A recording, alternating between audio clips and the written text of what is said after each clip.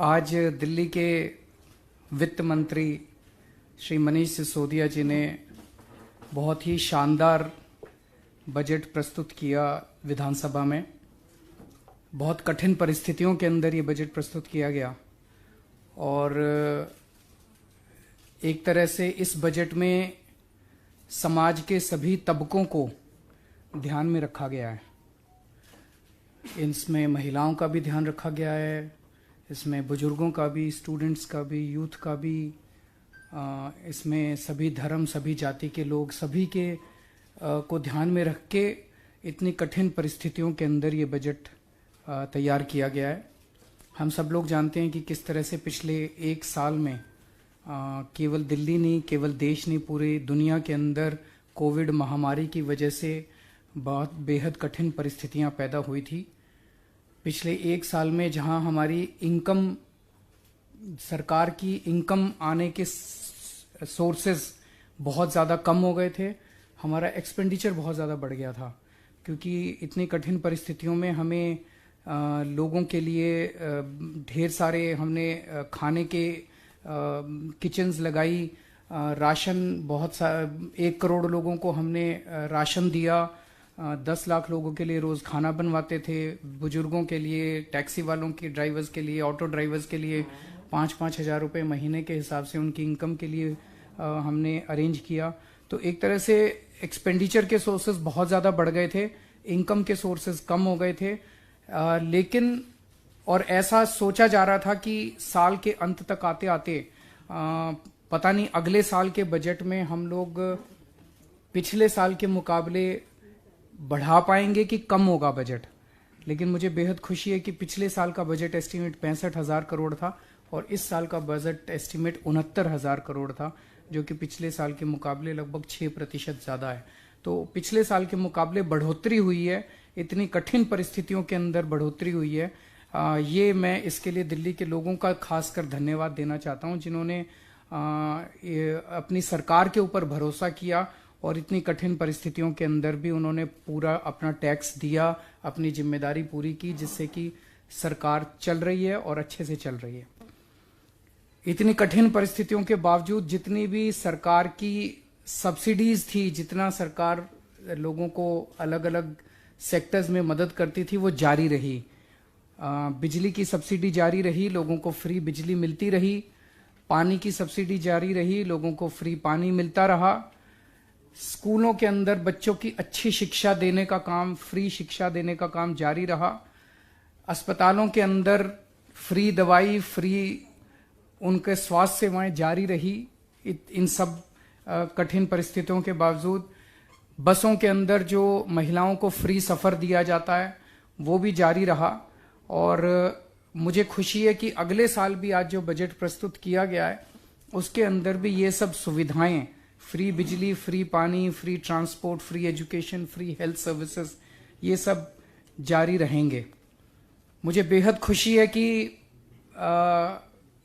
जो हम पिछले 6-7 साल से जो ट्रेंड चला आ रहा है, इस बजट के अंदर भी लगभग चौथाई बजट जो है वो शिक्षा के ऊपर खर्च किया जा रहा है और 14% बजट जो है वो स्वास्थ्य सेवाओं के ऊपर खर्च किया जा रहा है, जो कि सरकार का शुरू से शिक्षा और स्वास्थ्य के ऊपर प्रायोरिटी रहा है। वो प्रायोरिटीज इस बजट के अंदर भी जारी है। जब से हमारी सरकार बनी है, दिल्ली का बजट सरप्लस में है, दिल्ली के बजट में घाटा नहीं हुआ आज तक। और सीएजी की रिपोर्ट भी ये कहती है कि दिल्ली देश का अकेला राज्य है जहाँ पे हम लॉस वाला बजट नहीं करते, हम सरप्लस वाला बजट करते हैं। जब से हमारी सरकार आई है तब से केवल सरप्लस वाला बजट आ रहा है। आज जो बजट पेश किया गया ये भी सरप्लस बजट है। आज के बजट की एक और खासियत ये है कि इसमें अक्सर हमने देखा है, जितने भी स्टेट्स के बजट देखते हैं, दूसरे राज्यों के बजट देखते हैं और हमारे से पहले जो सरकारें थी उसमें इस्टेब्लिशमेंट की कॉस्ट, तनख्वाह है, इंटरेस्ट लाइबिलिटीज हैं, ये सारी जो इस्टेब्लिशमेंट की कॉस्ट्स हैं वो कई बार 70-70, 80-80% होती हैं। हाँ, आज जो बजट प्रस्तुत किया गया इसमें इस्टेब्लिशमेंट की कॉस्ट केवल 45% है। 55% बजट एक तरह से स्कीम्स के ऊपर, योजनाओं के ऊपर, जनता के विकास के ऊपर, सोशल सिक्योरिटी, इन चीज़ों के ऊपर खर्च किया जा रहा है, जो एक बहुत एफिशिएंट फाइनेंशियल मैनेजमेंट दिखाता है, जिसकी तरफ अब दिल्ली सरकार धीरे धीरे बढ़ रही है। आज देश, हम लोग अब 75 साल आज़ादी के पूरे कर रहे हैं, और 75 साल के बाद ये वाला वर्ष जो है 75वां साल है आज़ादी का। जाहिर तौर पे देश के लिए एक बहुत खुशी की बात है, और दिल्ली सरकार भी दिल्ली के लोगों के साथ मिलके इसको बहुत भव्य तरीके के साथ पूरा साल इसको मनाएंगे हम अपने 75 साल को। लेकिन इसके साथ साथ आज 75 साल पूरे करने पे ये सोचने की जरूरत है कि लोगों की एस्पिरेशंस क्या हैं, क्या वो एस्पिरेशंस पूरी हुई आज 75 साल के बाद। और इन 75 साल के बाद अब जब 100 साल आजादी के पूरे होंगे 2047 में, तब भारत कैसा होना चाहिए, तब देश कैसा होना चाहिए, उस देश को की नींव रखने के लिए, उस किस्म के 2047 के हमारा जो भारत का और दिल्ली का सपना है, उस सपने की नींव अभी से रखनी पड़ेगी, तब हम अपना 2047 का सपना पूरा कर पाएंगे। उस नींव को रखने का काम आज इस बजट ने किया। तो एक तरफ ये माननीय वित्त मंत्री जी ने जो विजन दिया कि आज दिल्ली का पर कैपिटा इनकम जब हम अपने देश के अंदर देखते हैं तो बहुत अच्छा है, लेकिन जब दुनिया के स्तर पे देखते हैं तो उतना अच्छा नहीं है। सो हमारा 2047 का सपना है कि दिल्ली का पर कैपिटा इनकम हमें सिंगापुर के पर कैपिटा इनकम के बराबर करना है 2047 तक। उसके लिए हमें दिल्ली के पर कैपिटा इनकम को 16 गुना बढ़ाना पड़ेगा। वो बढ़ाएंगे, उसके लिए जो भी करने की जरूरत है वो करेंगे। इस बजट के अंदर विजन दिया गया कि 2048 का ओलंपिक गेम दिल्ली के अंदर होना चाहिए। उसके लिए जो भी करने की जरूरत है उसके लिए दिल्ली बिड करेगा। 2048 के ओलंपिक गेम्स के लिए दिल्ली बिड करेगा। उसके लिए जो भी जरूरत है, जो भी इंफ्रास्ट्रक्चर क्रिएट करने की जरूरत है, जो भी दूसरी चीजें क्रिएट करने की जरूरत है, वो हम करेंगे। तो एक तरह से 2047 का विजन इस बजट के अंदर दिया गया है, और हमारी 75 साल की आजादी के लिए को मनाने के लिए ढेर सारे कार्यक्रमों का इसके अंदर रूपरेखा तैयार की गई है। हमारे शहीदों को याद किया जाएगा, और खासकर शहीद आजम भगत सिंह और बाबा साहब अम्बेडकर के जीवन और उनके संदेश, उनकी लेखनी, उसको जन जन तक पहुंचाने के लिए ढेरों कार्यक्रम किए जाएंगे, जिसके लिए स्पेशल बजट का प्रावधान किया गया है। दिल्ली में 500 जगह बड़े बड़े, जो कनॉट प्लेस में हम तिरंगा देखते हैं उस किस्म के, उस साइज के बड़े बड़े तिरंगे लगाए जाएंगे। जब हम तिरंगे की तरफ देखते हैं तो हमारे अंदर एक देशभक्ति की भावना आती है, हम देशभक्ति की भावना से ओतप्रोत होते हैं। तो दिल्ली में जगह जगह तिरंगे लगाए जाएंगे, बड़े बड़े तिरंगे लगाए जाएंगे, ताकि जनता के अंदर देशभक्ति की भावना का संचार हो। इसी मौके के ऊपर शिक्षा को जन आंदोलन बनाया जाएगा। एक तरफ अभी जब हम शिक्षा की बात करते हैं तो स्कूलों की और कॉलेजों की बात करते हैं, लेकिन स्कूल और कॉलेज में तो शिक्षा का स्तर काफी ऊंचा हो रहा है, सरकार लगी हुई है। लेकिन ये एक ऐसी चीज है जो केवल सरकार के करने से नहीं होगा। इसके लिए यूथ फॉर एजुकेशन कार्यक्रम शुरू किया जाएगा, जिसमें दिल्ली के युवाओं को, दिल्ली के, इसमें तो देश के युवाओं को जोड़ा जा रहा है, देश भर के युवाओं को जोड़ा जा रहा है, कि जो बच्चे जिनके पास साधन नहीं है, संसाधन नहीं है, 10वीं का बच्चा है, 12वीं का बच्चा है, वो जानना चाहता है कि मैं करियर में क्या क्या कर सकता हूं, उस बच्चे को गाइड करने के लिए हम उन युवाओं को जो अभी पास आउट होके कॉलेज में अपनी नौकरियां कर रहे हैं, उनको हम एनरोल करेंगे ताकि वो उनको फोन के ऊपर गाइडेंस दे सकें। तो एक यूथ फॉर एजुकेशन कार्यक्रम के जरिए शिक्षा को एक जन आंदोलन बनाया जाएगा। दूसरा, इसी मौके पर 75 साल के मौके, आजादी के मौके पे योगा को भी एक तरह से हम जन आंदोलन बनाएंगे, योग और ध्यान को। तो इसमें पूरी दिल्ली के अंदर जगह जगह जहां भी 25 लोग 50 लोग मिलकर सरकार को कहते हैं कि हम अपने योगा करना चाहते हैं, हम उनके लिए योगा की फ्री में व्यवस्था सरकार करेगी। उनकी कॉलोनी के अंदर, उनके पार्क के अंदर, जहां 25-50 लोग मिलकर कहेंगे कि हम योगा करना चाहते हैं, हम उनके लिए योगा का इंतजाम। तो योग को भी एक इवेंट के रूप में नहीं, लेकिन इसको एक जिंदगी का हिस्सा, जनता की जिंदगी का हिस्सा बने, वो किया जाएगा। इसके साथ साथ जो अभी मुझे बेहद खुशी है कि अब वैक्सीन आ गया और वैक्सीन के जरिए हम कोरोना को मात दे रहे हैं। तो जितने सरकारी अस्पताल हैं, जो प्राइवेट हॉस्पिटल हैं, वहां पे आप पे करके अपनी वैक्सीन लगवाते हैं, लेकिन सरकारी अस्पतालों के अंदर दिल्ली में जो भी फ्री में वैक्सीन लगवाना चाहता है वो किसी भी सरकारी हॉस्पिटल में जाके फ्री में वैक्सीन लगा सकता है। दिल्ली की जनता को फ्री में वैक्सीन लगाने का दिल्ली सरकार का संकल्प है। पहली बार देश के अंदर महिलाओं के लिए स्पेशल क्लिनिक्स बनाए जाएंगे। जो हमने मोहल्ला क्लिनिक बनाए, अभी तक 496 मोहल्ला क्लिनिक बन के तैयार हो गए।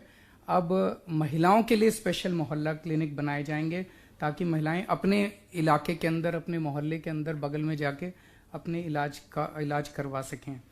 दिल्ली के हर नागरिक को हेल्थ कार्ड दिया जाएगा और हेल्थ कार्ड के जरिए, उस हेल्थ कार्ड में अब उसको अपना एक्सरे, अपनी MRI, अपना वो सब रखने की जरूरत नहीं है। सारा डेटा क्लाउड के ऊपर होगा और आप किसी भी हॉस्पिटल में, शुरू में केवल सरकारी हॉस्पिटल में इसको लागू करेंगे, फिर प्राइवेट हॉस्पिटल्स में भी करेंगे। तो आप केवल अपना हेल्थ कार्ड ले जाइए और आपके सारा डेटा उसके ऊपर अवेलेबल होगा। आपका सब कुछ पूरा एक बहुत ही elaborate health information management system बनाया जा रहा है। आपको डॉक्टर की अपॉइंटमेंट भी उसके जरिए मिल सकती है, आपको लाइनों में लगने की जरूरत नहीं है। सब कुछ जो है वो हेल्थ मैनेजमेंट सिस्टम के ऊपर होगा। और दुनिया का पहला वर्चुअल दिल्ली मॉडल स्कूल बनाने की कल्पना इस बजट के अंदर की गई है, जिसमें क्लासरूम की दीवारें नहीं होंगी, स्कूल की दीवारें नहीं होंगी। आप कहीं से कभी भी किसी भी वक्त पढ़ सकते हैं। ये अपने आप का पहला स्कूल होगा जो कि दिल्ली में शुरू किया जाएगा। इसके अलावा और भी बहुत सारी योजनाएं आप लोगों ने सुनी आज। पानी के क्षेत्र में, परिवहन के क्षेत्र में, पर्यावरण के क्षेत्र में, हर क्षेत्र के अंदर इस बजट के अंदर सारी चीजों का ध्यान रखा गया। अब अगर आपके कोई क्वेश्चंस हैं तो आप। मेरा एक सवाल ओलंपिक्स को लेकर है। आपका जो विजन है 100 साल बाद 2048 में आप कह रहे हैं कि आवेदन करेंगे। इस वजह से जुड़े हुए दो सवाल हैं। पहला सवाल मेरा ये है कि क्या इसके लिए आप आवेदन कर चुके हैं या करेंगे? नहीं, करेंगे। आप करेंगे क्या? इससे लेकर केंद्र सरकार से आपकी उनसे बातचीत भी करेंगे, सब मिलके करेंगे। तो देश की बात है, अपनी अकेली थोड़ी है। ये तो देश के लिए एक बड़े गर्व की बात होगी। तो जाहिर तौर पे केंद्र सरकार, दिल्ली सरकार मिलके ही करेंगे।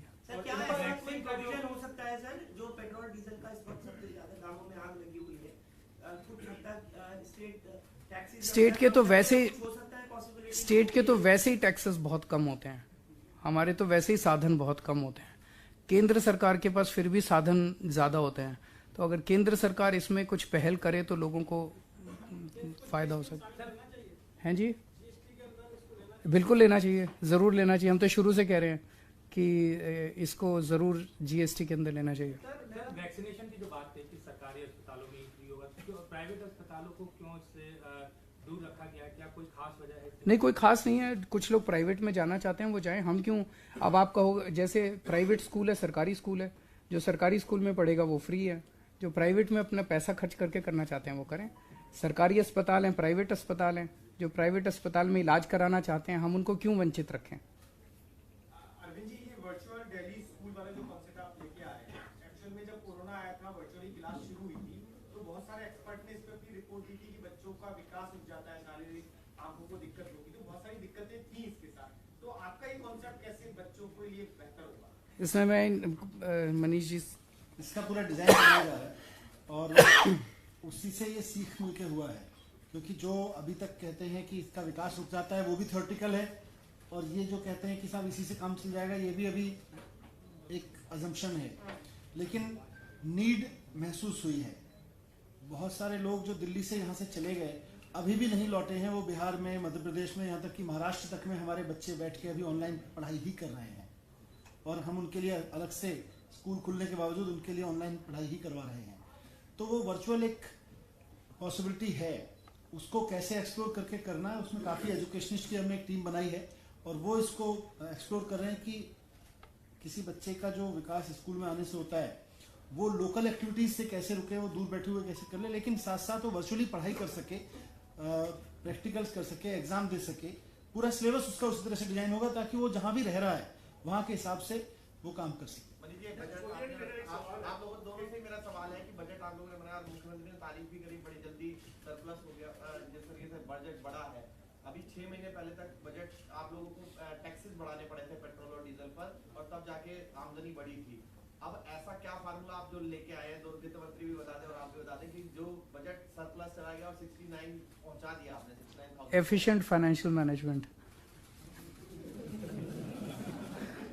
सर, आपने कहा पर कैपिटा इनकम जो है वो सिंगापुर के बराबर हो जाएगी, और उसके लिए आपने कहा कि Sorry? आपने कहा कि सिंगापुर का पर कैपिटा इनकम मेरी पर कैपिटा इनकम के बराबर हो और 16% तक उसकी बढ़ोतरी हो। फ्लोटिंग पॉपुलेशन और ये जो माइग्रेट का रहता है सबसे ज्यादा, आपको लगता है कि पर कैपिटा इनकम इसकी वजह से प्रभावित नहीं हो सकेगा? अगर मनीष जी बता सकेंगे। नहीं, वो सारी चीज़ों को ध्यान में रखते पर कैपिटा इनकम जब ली जाती है तो एक एवरेज लिया जाता है। एवरेज में आते हैं जो अमीर लोग होते हैं वो भी आते हैं, जो गरीब लोग होते हैं वो भी आते हैं, माइग्रेंट की पॉपुलेशन भी होती है। लेकिन एक एवरेज तौर पे आज जब हम दिल्ली की पर कैपिटा इनकम कहते हैं तो कितनी, लगभग 3 लाख के करीब है। 3 लाख 3.5 लाख आज बताया गया था कि मैं एग्जैक्ट, हाँ, लेकिन जब इसी को 16 गुना बढ़ाया जाएगा। और ये देखिए दिल्ली में फ्लोटिंग पॉपुलेशन है, वो सिंगापुर में भी है। आज दिल्ली तमाम परिस्थितियों के बावजूद पूरे नेशनल एवरेज से 3 गुना पर है। उसमें जो सर की पॉलिसीज हैं जिसमें लोगों के लाइफ में फाइनेंशियल इंटरवेंशन हो रही है, लोगों की मदद हो रही है, उससे और मार्केट में एक्सपेंडिचर बढ़ रहा है, उनकी एक्सपेंड करने की कैपेसिटीज बढ़ रही हैं। आज जिसका बिजली का बिल बच रहा है वो 3,000 रुपये बचा के उसके बाद उसको लोकल मार्केट में इन्वेस्ट करता ही है ना, उससे किसी दुकानदार की इनकम बढ़ रही है, तो वो कहीं ना कहीं लोकल फ्लोटिंग इकोनॉमी में बहुत कंट्रीब्यूट कर रही है। So what is the corresponding feature of your budget, of this budget? Like always the focus has been on health and education. It remains the same. So is the attention that you've given to Desh Bhakti the most defining feature of this budget? And is that a reflection of what the central government is doing? My question is for certainly देशभक्ति जैसा इन्होंने जब present किया आज budget, उन्होंने कहा ये देशभक्ति बजट है।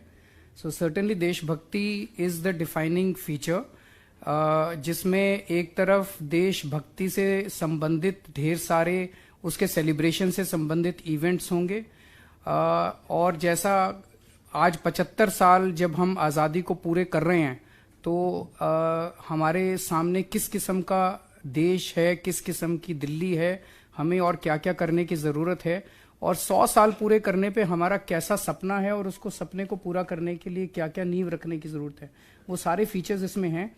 आपने सेंट्रल गवर्नमेंट की कही तो सेंट्रल गवर्नमेंट भी अपने देश की है, दिल्ली सरकार भी अपने देश की है, मध्य प्रदेश सरकार भी, सारी सरकारें मिलके मनाएंगी ना, इसमें अलग अलग थोड़ी है, हम सब मिलके मनाएंगे। देश को गर्व है अपनी आज़ादी के ऊपर। are you influenced by the agenda, their आपने agenda? दिल्ली के इतने अच्छे स्कूल कर दिए जो दिल्ली सरकार के अंदर है, लेकिन दिल्ली में एक बहुत बड़ी खराब व्यवस्था चल रही है एमसीडी स्कूल्स की। यद्यपि आपका अभी बहुमत नहीं है, अगले साल चुनाव होने वाले हैं, तो जब आप सत्ता में आएंगे और बहुमत आपका एमसीडी में होगा, बहुत ही हालत खराब है दिल्ली के एमसीडी स्कूल में। बच्चों को बैठने के लिए टाट पट्टी तक नहीं है, किताबें तो बहुत दूर की बात है। तो क्या उस व्यवस्था को सुधारने के लिए आप दिल्ली की जनता को आश्वासन देंगे कि एमसीडी के स्कूलों को भी वैसे किया जाए? बिल्कुल आश्वासन देंगे, एमसीडी में हमारी सरकार बनवाएगी, हम वो भी ठीक करेंगे।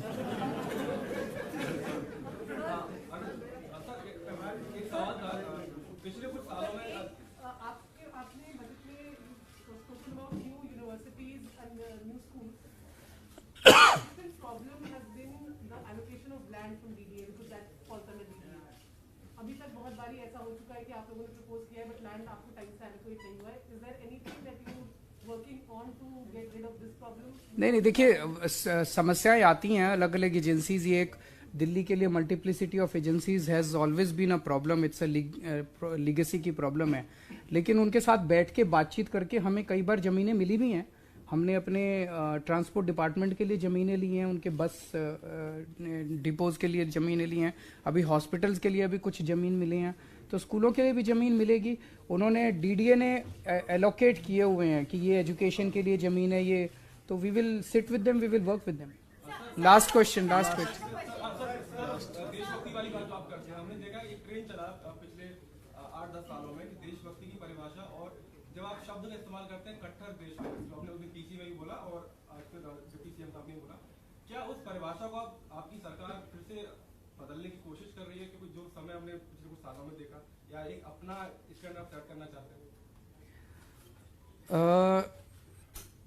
देशभक्ति की परिभाषा एक आम आदमी के लिए क्या होनी चाहिए? देशभक्ति की परिभाषा होनी चाहिए कि उसकी डे टू डे जिंदगी, पहली चीज तो ये होनी चाहिए कि उसे अपने देश के ऊपर गर्व होना चाहिए। दूसरा, वो जो डे टू डे जिंदगी जीता है, उस डे टू डे जिंदगी के अंदर वो जो कंडक्ट करता है अपने आप को, मैं ट्रैफिक लाइट वायलेट करता हूं और मैं कहता हूं मैं देशभक्त हूं, ये तो नहीं हो सकता। मैं अपनी जिंदगी में रिश्वत लेता हूं लेकिन मैं कहता हूं कि मैं देशभक्त हूं, ये तो नहीं हो सकता।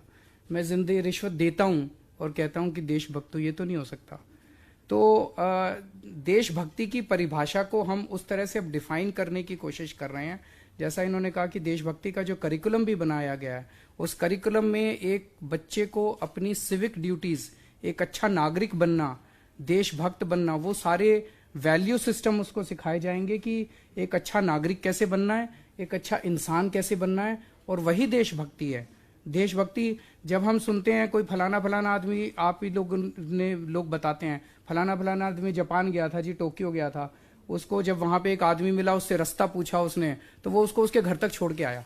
आप आके बताते हैं ना इस तरह से, कई बार हमें सुन, यही तो देशभक्ति है कि जब कोई विदेशी हमारे देश के अंदर आए तो वो वापस जाके कहे कि कितना अच्छा देश है। हम अपने आप को इस तरह से कंडक्ट करें कि सारी दुनिया कहे कि कितने अच्छे लोग हैं। सर, केंद्रीय मंत्री उन्होंने कहा है कि जो बड़ला हाउस एनकाउंटर था वो सही था, और आज राजनीति नहीं करें, चलो, थैंक यू।